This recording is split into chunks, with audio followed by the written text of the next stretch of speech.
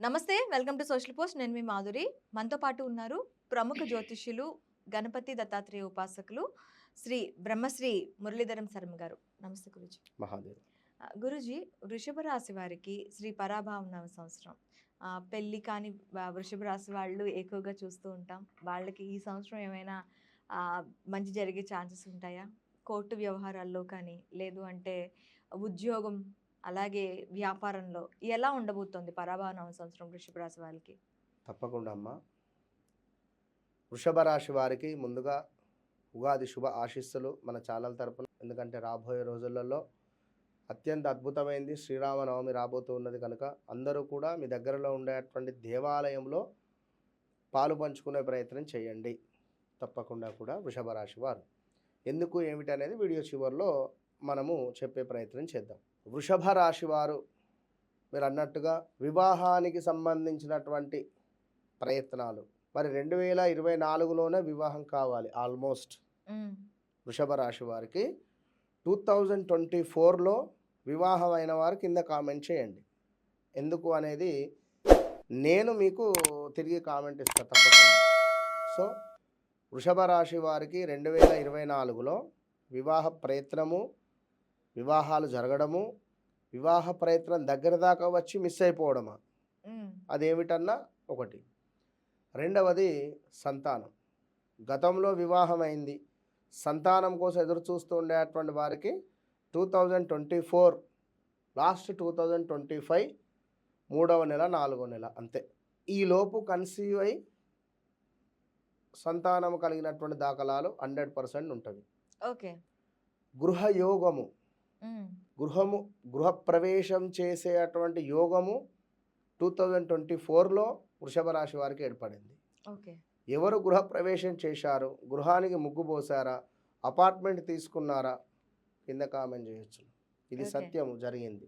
మరి వృషభ రాశికి 2026 శ్రీ పరాభావ నామ సంవత్సరంలో ఏ విధంగా ఉండబోతుంది అనే విషయాన్ని చూస్తే, గడచిన 2025 సుమారుగా ఆగస్టు ఒక నెల అటు ఒక నెల ఇటు నుండి కూడా వ్యవస్థ బాగాలేదు వీరికి. సో 2025 ఆల్మోస్ట్ ఆగస్టు ఒక నెల అటు ఇటు నుండే ఈ వృషభ రాశి వారికి వ్యవస్థ బాగాలేదు.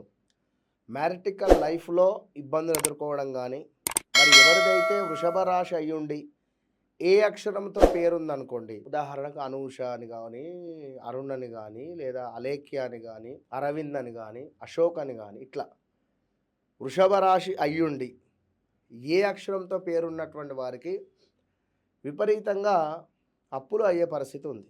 ఓకే. ఈ గడిచిన సందర్భాలలో లాస్ట్ 1 year 6 months నుంచి మ్యారిటికల్ లైఫ్లో కూడా కొన్ని ఇబ్బందులు ఎదుర్కొంటున్నారు. ఏం చేయాలి అర్థం కాని పరిస్థితులలో ఉన్నారు. సుమారుగా ఒక 5 లక్షలు లేదా 10 లక్షలు లేదా 20 లక్షలు, ఒక 1 కోటి రూపాయలు అప్పనే చేసి ఉంటారు. చేసే పరిస్థితి ఉన్నది. Be careful. చేసి ఉండాలి. లేదు మేము బాగున్నాం అనుకుంటే బీ కేర్ఫుల్. రాబోయే 2026 ఆగస్టు సెప్టెంబరే నా డెడ్లైన్ మాత్రము. బట్ మీకు నిజంగానే జరిగింది అనే నిర్ధారణ 2027 మే జూన్ వరకు మీకు నిర్ధారణ అయిపోతుంది, కన్ఫర్మ్. సో ఇక్కడ మరొక విషయం ఏమిటి అంటే, శనేశ్వరునికి సంబంధించినటువంటి చూపు వీరిపై పడ్డది గత ఒక 3-4 నెలల నుండి. సో ఏలినాటి శని మేషరాశి వారికి ప్రారంభమై మీనరాశిలో ఉన్నప్పటికీ శని అక్కడ కొంతమేర ఇప్పుడున్నటువంటి సిచ్యువేషన్ బట్టి కొంత డౌన్ఫాల్ అవుతున్నాడు అక్కడ. అంటే అక్కడ అస్తమించి మేషంలో ఉదయించేటువంటి మధ్యలో ఉన్నాడు అతను శనేశ్వరుడు. మనము ఇక్కడి నుండి బెంగళూరు వెళ్ళాలి. సో హైదరాబాద్ నుండి బెంగళూరు వెళ్ళే క్రమంలో హైదరాబాద్ నుండి మనము ట్రావెల్ స్టార్ట్ అయిపోయినా, సో బెంగళూరు చేరడానికి సమయం పడుతుంది ఇక్కడ అంతే. సో మనము హైదరాబాద్లో అయితే లేము. సో అలాగే శనేశ్వరుడు ఎవరు నమ్మినా నమ్మకున్నా ఇది సత్యము, మీనంలో నుండి మేషంలోకి ట్రావెల్ చేసేటువంటి ప్రయత్నంలో ఉన్నాడు. ఈ ప్రయత్నంలో వృషభ రాశి మీద ఏలినాటి శని ఎఫెక్ట్ పడబోతూ ఉన్నది.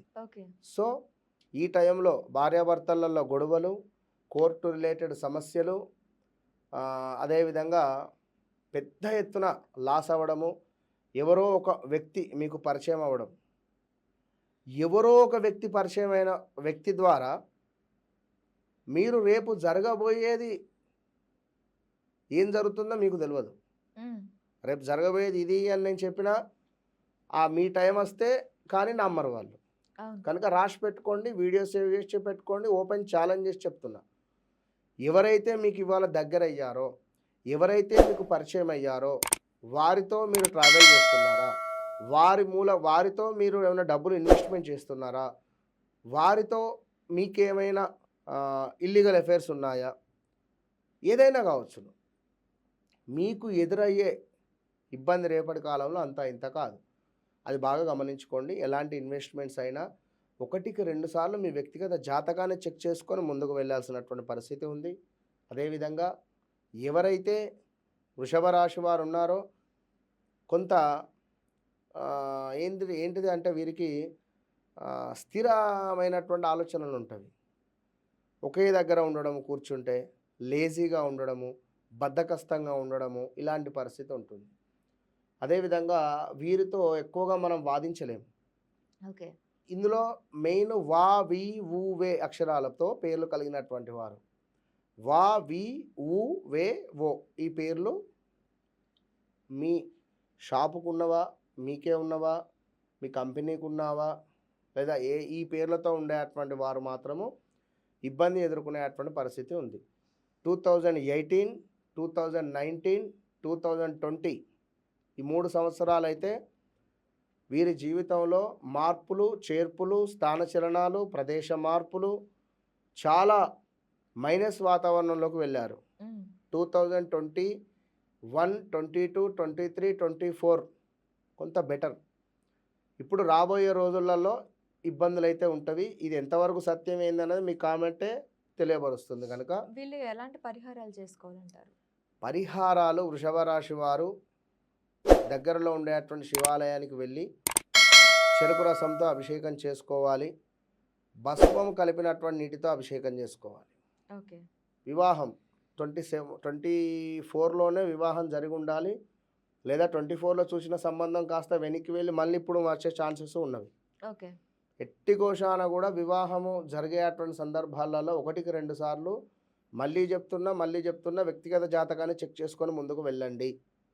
ఏలినాటి శనికి సంబంధించిన ఇంపాక్ట్ రాబోయే రోజులలో పడబోతుంది. ఓకే. కనుక వా, వి, ఊ, వే పేర్లు కలిగినటువంటి వారు మీ వ్యక్తిగత జాతకాలను చెక్ చేసుకొనే విదేశీ ప్రయాణాలు కానీ ఏదైనా కానివ్వండి, హెల్త్ ఇష్యూస్ వచ్చే ఛాన్సెస్ ఉన్నాయి. విదేశాల్లో ఉండేవారు స్వదేశాలకు వచ్చేటువంటివి ఉన్నాయి. ఇలా చాలా ఉన్నవి. కనుక 1-2 సార్లు చెక్ చేసుకొని ముందుకు వెళ్ళండి.